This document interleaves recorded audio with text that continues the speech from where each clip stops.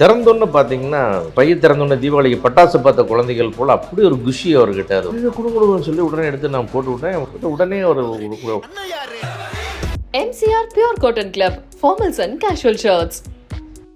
Darling 10 கோடி தீபாவளி பரிசு மழையின் OLED திருவிழா. அன்புடன் darling. Fan boy moment. Cinema தளர்ந்து போதெல்லாம் அந்த தூக்கி நிறுத்தக்கூடிய ஒரு உணர்வை தரக்கூடிய ஒரு நடிகர்.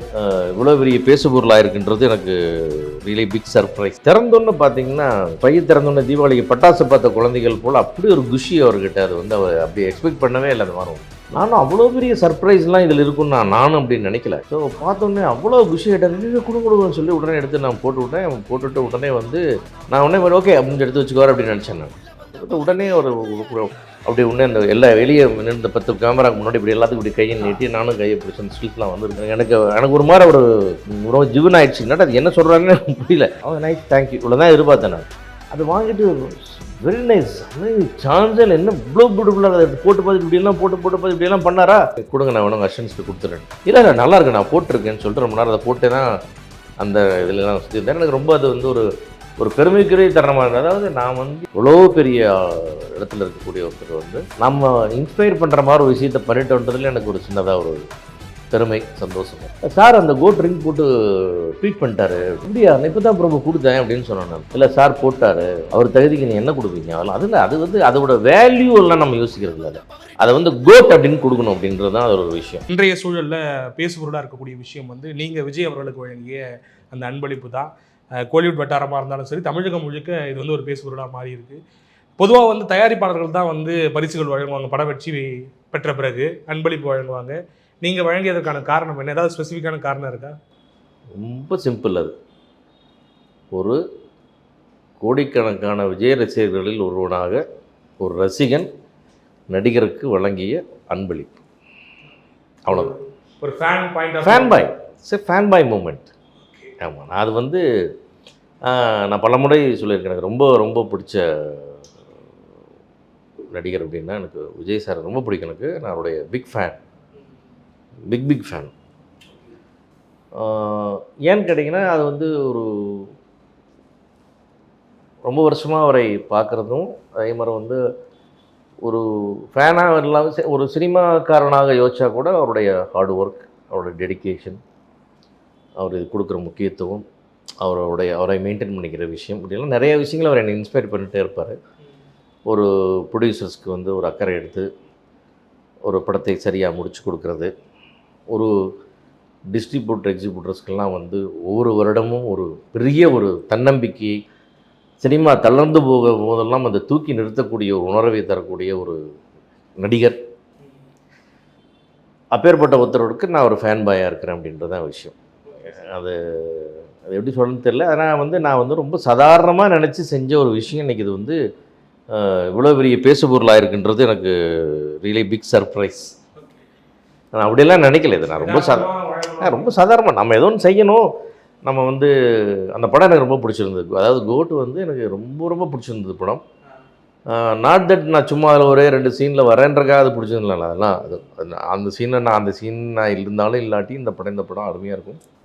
ப்ளஸ் வெங்கட் பிரபுவோட ஒர்க்கு, அவனுடைய ஹார்ட் ஒர்க்கு எல்லாமே ரொம்ப எனக்கு படம் பிடிச்சிருந்து. நிறைய வாட்டி பார்த்தேன், 4-5 வாட்டி பார்த்துட்டேன். நேற்றுக்கு திருப்பி ஓடிடியில் வந்தபோது பார்த்தேன். ஸோ அது அந்த மூட்லேயே நான் நடுவில் வந்து இதற்காக நான் வந்து ஒன்று செய்யணும் அப்படின்னு சொல்லிட்டு இந்த மாதிரி ஒரு விஷயத்தை கொடுக்கணும் இருக்குன்னு ஆசைப்பட்டேன். ஸோ அது கரெக்டாக நேற்றுக்கு அவர் தம்பி ஜெகதீஷ் ஃபோன் பண்ணி, சார் நாளைக்கு இந்த மாதிரி சாரோட 69 படம் பூஜை, ஏன்னா ஜெகதீஷ் ப்ரொடியூசர், அதில் இது நீங்கள் வரணும் வந்து விஷ் பண்ணோன்னா, சரி கண்டிப்பாப்பா அப்படின்னு சொல்லிட்டு எனக்கு ரொம்ப வருஷமாக எனக்கு ரொம்ப சினிமாவில் ரொம்ப பிடித்த ஒரு நபர்களில் ஜெகதீஷ் ஒருத்தர். ரொம்ப வருஷமாகவே நல்ல அன்பான பழக்கம். ஸோ அவருக்காக அந்த நிகழ்ச்சிக்கு போகணுன்னு போனேன். சரி இங்கே போகிறேன் இல்லையா, இங்கே போகும்போது நம்ம இதை கொடுத்துடலாம், இதுக்காக நான் இன்னொரு வாட்டி நம்ம இதுக்கு ட்ரை பண்ணிகிட்ருக்க வேணாமே. அப்புறம் வந்து மீண்டும் எல்லாத்திட்டையும் பேசி உறுதி செஞ்சுட்டு, கோட்டோட ஷேர் தமிழ்நாட்டில் 100 crores தாண்டிடுச்சு அப்படின்றதை உறுதி செஞ்சுட்டு, ஸோ 100 crores தாண்டினதுக்காக இதை கொடுக்குறேன் அப்படின்னு சொல்லி கொடுக்கணும்னு மனசில் நினச்சிட்டு, ஏன்னா ஃபேனாக கொடுக்கணும், எஸ் அ ஃபில்ம் இண்டஸ்ட்ரி மேனாகவும் இந்த ஒரு ஷேர் டார்கெட் ஒன்று இருக்குது அப்படிங்கிறத கொடுக்கணும்னு போய் எடுத்துகிட்டு போனேன். அப்போ தான் வந்து ஸ்டேஜில் அதெல்லாம் அவங்க எல்லாம் வாழ்த்து சொல்லிட்டு இருக்கும்போது நான் போயிட்டு இது ஒன்று என்னென்னு சொன்னாலும் அதை அப்படி அப்படி திறந்தோன்னு பார்த்தீங்கன்னா சும்மா அந்த பைய திறந்தோன்னே தீபாவளிக்கு பட்டாசு பார்த்த குழந்தைகள் போல் அப்படி ஒரு குஷி அவர்கிட்ட. அது வந்து அவர் அப்படி எக்ஸ்பெக்ட் பண்ணவே இல்லை அந்த மாதிரி ஒன்று. நானும் அவ்வளோ பெரிய சர்ப்ரைஸ்லாம் இதில் இருக்குன்னு நானும் அப்படின்னு நினைக்கல. அப்படின்னு வெங்கட் பிரபுட்ட காமிச்சு இந்த மாதிரி ஒன்று இருக்குடா நான் கொடுக்கணும்னு சொல்லி நான் சொல்லியிருந்தேன். இப்போ கொடுத்துடலாம் சார், மீட் பண்ணும்போது பண்ணிக்கலாம்னு சொல்லியிருந்தேன். வெங்கட் பிரபு மட்டும்தான் தெரியும், யாருக்கும் தெரியாது. ஸோ பார்த்தோன்னே அவ்வளோ குஷி ஆகிட்டார்.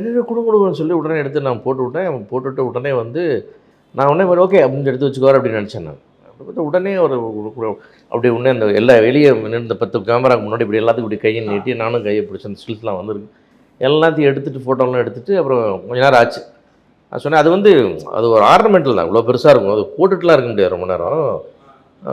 சரி விழுந்துட்டு போகணும்னு சொல்லிட்டு சார் நீங்கள் கொடுங்க நான் வேணும் அசிஸ்டன்ஸ்ட்டு கொடுத்துட்றேன். இல்லை நல்லா இருக்கு நான் போட்டிருக்கேன்னு சொல்லிட்டு ரொம்ப நேரம் அதை போட்டே தான் அந்த இதிலலாம் சுற்றிருந்தேன். எனக்கு ரொம்ப அது வந்து ஒரு பெருமைக்குரிய தருணமாக இருந்தது. அதாவது நான் வந்து இவ்வளோ தூரம் நமக்கு வந்து ஒரு கரிஷ்மா உள்ள ஒருத்தர், நாம் இப்படி ஆராதிக்கக்கூடிய ஒரு நடிகர், இவ்வளோ பெரிய இடத்துல இருக்கக்கூடிய ஒருத்தர் வந்து நம்ம இன்ஸ்பயர் பண்ணுற மாதிரி ஒரு விஷயத்தை பண்ணிட்டோன்றதுல எனக்கு ஒரு சின்னதாக ஒரு பெருமை சந்தோஷம். அதில் சாதாரணமாக நினச்சேன் அது வந்து இவ்வளோ தூரம் பண்ணுறேன். சரி ஓகே எல்லாம் முடிஞ்சது. வந்தார ஓகே சார் பையெல்லாம் கிளம்புனாங்க. அவருடைய கேரவன் போனார். நான் காரில் ஏறி வந்துட்டுருக்கேன். நான் ஒரு 5 மினிட்ஸ் கூட இல்லை வெங்கட பிரபு சார் எங்கே இருக்கீங்க சார், அந்த கோட் ரிங் போட்டு ட்வீட் பண்ணிட்டாரு அப்படின்னா.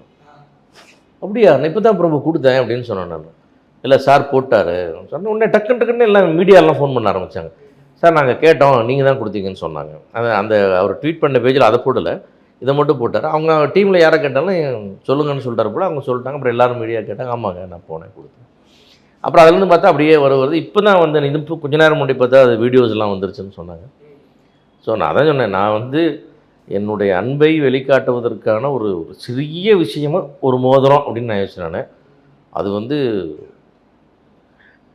எவ்வளோ பெரிய விஷயமா இருக்குது. சந்தோஷம், அவ்வளோதான். ஐம் ரொம்ப சந்தோஷமாக இருக்குது, வெரி ஹாப்பி.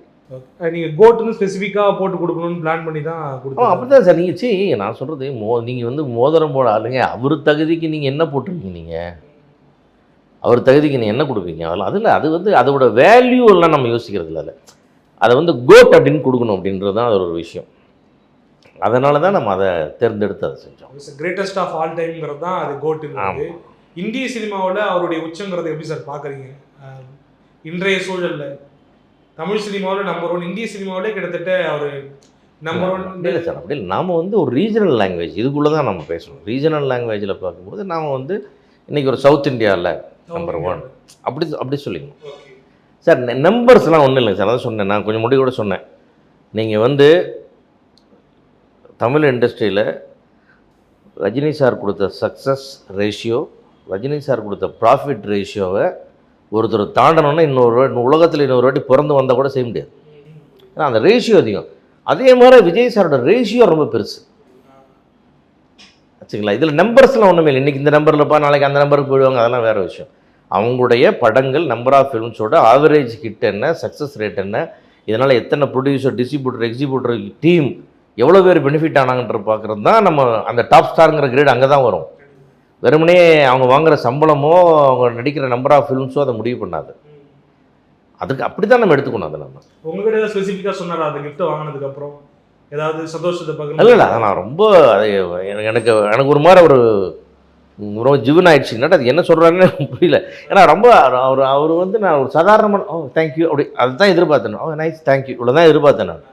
அது வாங்கிட்டு வெரி நைஸ் அமேசிங் சான்ஸில் என்ன இவ்வளோ பியூட்டிஃபுல்லாக அதை எடுத்து போட்டு பார்த்துட்டு இப்படியெல்லாம் பார்த்து இப்படியெல்லாம் பண்ணாரா, இவ்வளோ பிடிச்சிருக்கு அப்படி அவ்வளோதான் நினச்சேன். நான் கூட உள்ள முடிச்சுட்டு தேங்க்யூ ரொம்ப நல்லாயிருக்கு அதுவே அப்படின்னு சொன்னார்.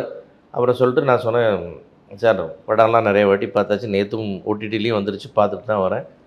Mind blowing performance. அப்போ தான் நேரில் பார்க்குறேன், படத்தை பற்றி சொன்னேன். உங்களுக்கு யுவர் ஹாப்பியானார், வெரி ஹாப்பி சார். உங்கள் டேரக்டர் ஹாப்பியானார், வெரி ஹாப்பி சார். நம்ம 100 crores தாண்டியாச்சு, 100 crores ப்ளஸ் கிளப்புக்கு வந்தாச்சு படம் அப்படின்னு. தேங்க்யூ நீங்கள் சொன்னீங்க, பெட்டியில் பார்த்தேன், ரொம்ப சந்தோஷம்னாரு. ஸோ அது ரொம்ப நேரம் அந்த அந்த அந்த அந்த அது ஒரு அந்த குஷியே அவர்கிட்ட இருந்தது கொஞ்சம் நேரம். எனக்கு அதை நான் ஃபீல் பண்ண முடிஞ்சது. அவர் ஏன்னா உங்களுக்கு தெரியும் ரொம்ப ஷட்டிலாக இருப்பார், ரொம்ப பெருசாலாம் எதுக்கும் பெரிய டக்குன்னு பெருசாக ரியாக்ட் பண்ணுறாள், அவரே ரியாக்ட் பண்ணுறான்றது எனக்கு ஒரு பெரிய விஷயமா இருந்தது. எனக்கு நல்லா இருந்தது, ரொம்ப மகிழ்ச்சியாக இருந்தது. சார் உங்கள்கிட்ட ஸ்பெசிஃபிக்காக அது கேட்கணும்னு நினைக்கிறேன். ஏன்னா கேப்டன் மாதிரியான மகத்தான கலைஞர் கூட பயணித்த ஒரு ஆள் நீங்கள். அப்படியே இவர் கூட டிராவல் பண்ண அந்த கொஞ்ச நாள் இருக்கு இல்லையா நடிக்கும் பொழுது இவர் எப்படிப்பட்ட பண்பாளராக இருக்காரு, அவரோட டிராவல் பண்ண டேஸ் எப்படி இருந்துச்சு? இல்லை நம்ம ரிலீஸ்க்கு முன்னாடி நம்ம இதில் சொல்லியிருக்கிறோம்னு நினைக்கிறேன் நான் உங்களோட பேட்டியில். இல்லை அதாவது சொன்னேன் ரொம்ப அதான் சொன்னேன் உங்களுக்கு, நான் வந்து ஒரு பக்கம் ஃபேன் பாயாக அவரை நான் ரொம்ப நேசித்தாலும் இன்னொரு பக்கம் ஒரு ஃபில்ம் இண்டஸ்ட்ரி மேனாக அவரை நான் வாட்ச் பண்ணிகிட்டே இருக்கும்போது அவர் வந்து வேலை செய்கிறவங்களுக்கு எவ்வளோ சுதந்திரம் கொடுக்குறாரு, தயாரிப்பாளர்களுக்கு எவ்வளோ சின்சியராக இருக்கிறாரு, அவர் இவ்வளோ கட்டுப்பாட்டில் வச்சுக்கிட்டு அவர் ட்ரிம்மாக வச்சுக்கிட்டு ஒரு பர்ஃபார்மன்ஸ்க்கு எவ்வளோ மெனக்கட்டுறது, ஒரு ஃபைட் ஆகட்டும் டான்ஸ் ஆகட்டும், என்ன ஒரு ஆடியன்ஸ் என்டர்டெயின் பண்ணணுன்றது நீங்கள் ஒரு ஸ்கேலை எடுத்துட்டிங்கன்னா அதுக்கு நீங்கள் முதல்ல எவ்வளோ தயாராகிக்கிறீங்கன்னு ஒன்று இருக்குல்ல. நிறையா நடிகர்களுக்கு அந்த உழைப்பு இருக்குது கண்டிப்பாக, இல்லாத யாருமே ஜெயிக்கலை. ஆனால் இவர் வந்து அதில் அந்த கூடுதல் கவனம், அந்த ஏஜ் போகும்போது அதெல்லாம் எதையுமே விடாமல் அதே ஸ்பீடு அதே கம்பீரம் எல்லாமே வச்சுருக்கிறாரு. ஒர்க் பண்ணும்போது பார்க்குறேன் அவ்வளோ சிம்பிள்.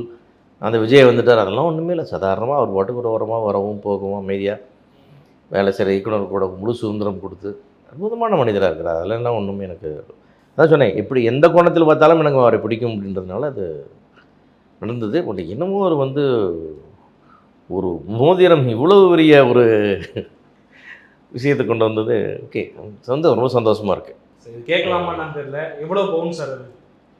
இல்லை அன்புக்கு விலையெல்லாம் சொல்லிக்க வேண்டாம், நம்ம அது என்னன்ற ஆராய்ச்சிக்கே நம்ம போக வேண்டாம். அது வந்து சார் அது வந்து சொன்னேன், இது வந்து விலையோ இல்லை, அது வந்து அந்த கான்செப்ட் அவ்வளோதான் விஷயம், அதோட அழகு அவ்வளோதான் சார். அதில் வந்து நீங்கள் ஒரு மிகப்பெரிய ஒரு வயரை கட்டி வச்சு கொடுத்துக்கூடாது, அதில் கோட்டுன்னு இருக்கிறது மட்டும்தான் கான்செப்ட், அதுதானே, அவ்வளோதான். இது சரி, அந்த மாதிரி யாராவது போட்டு போக முடியுமா வெளியே? எங்கேயும் போட முடியாது. அது ஒரு ஆர்னமெண்ட், அது அந்த இடத்துல ஒரு சின்ன கவிதை, அது அந்த இடத்துல அந்த கோட் ஒன்று படம் ஓடி முடியுது, 100 கோடியை தாண்டுது, இந்த நேரத்தில் இதை கொடுக்குறோன்னு சொல்லி கொடுக்கும்போது அது ஒரு பெருமை. அது இது தளபதி 69 பூஜையில் தான் கொடுத்துருக்கீங்க, வேறு ஏதாவது சர்ப்ரைஸ் இருக்கா எங்களுக்கு? வேறு ஏதாவது இன்வால்வ் ஆகிருக்கீங்களா அதில்? இல்லை அதெல்லாம் ஒன்றுமே, நான் நண்பன் தம்பிக்காக வந்து பூஜைக்கு போனேன், அவ்வளோதான். வேறு ஓவராலாக இந்த பட சக்ஸஸ்க்கு அப்புறம் வந்து டீமுடைய ஆறாளாக எப்படி சார் இருக்குது? எல்லாரும் பயங்கர என்ஜாய் பண்ணிட்டு இருக்காங்களா? டெஃபினட்டாக சார். அதாவது ஒரு வியாபார ரீதியாக வந்து இன்றைக்கி 100 கோடியை தமிழ்நாட்டில் ஷேரை தாண்டுதுன்னா அது சார் சாதாரண விஷயம் இல்லை. அதெல்லாம் நீங்கள் வந்து 100 கோடி தாண்டணுன்னா நீங்கள் வந்து 220 கோடி உங்களுக்கு கிராஸ் போயிருக்கணும். உங்களுக்கு தியேட்ரிக்கல் ஷேர் மட்டும் 100 crores வந்து தமிழ்நாடு தியேட்ரிக்கல் ஷேர் மட்டும் சார். அதுதான் எப்பவுமே நமக்கு ஒரு லேண்ட்மார்க் ரெவென்யூ. அதுக்காக நம்ம சார் அதெல்லாம் வந்து நான் சொல்கிறது, எந்த படம் வசூலை வாரிக்கின்ற லப்பர் பந்து ஓடுறதுல கூட எங்களுக்கு மிகப்பெரிய மகிழ்ச்சி. படங்கள் ஓட மட்டும்தான் நாங்கள் ஓட முடியும், அது ஓடலின்னு நாங்கள் எல்லாம் ஸ்டக் ஆகிடும் டோட்டலாக. கடைசி கேள்வி சார், இப்போ வந்து மாநாட்டுக்கு மும்முரமாக பணிகள்லாம் வேகமாக நடந்துக்கிட்டு இருக்கு, அவருக்கு ஏதாவது வாழ்த்து ஏதாவது சொல்லணும்னா? இல்லை சார், நான் வந்து கேப்டனோட இவ்வளோ தூரம் பயணிச்சு இல்லைங்களா, கேப்டனோட அரசியல் பயணத்தில் நான் தொடரவே இல்லை. ஏன்னா நான் முழுக்க ஒரு சினிமாவை மட்டுமே நேசிக்கக்கூடிய ஒரு முழுமையான சினிமாக்காரன். இன்னும் சொல்ல போனால் சினிமாவை தாண்டி எனக்கு எந்த வியாபாரமே என் வாழ்க்கையில் கிடையாது. ஓகே, முழுக்க சினிமா. எனக்கு சுற்றி சினிமா, விழுந்தாலும் எழுந்தாலும் சினிமா தான். அதுலேயே நான் பயந்துச்சிட்டேன். அரசியல் என்பதெல்லாம் வந்து என்னுடைய அறிவுக்கு எட்டாத ஒரு விஷயம்.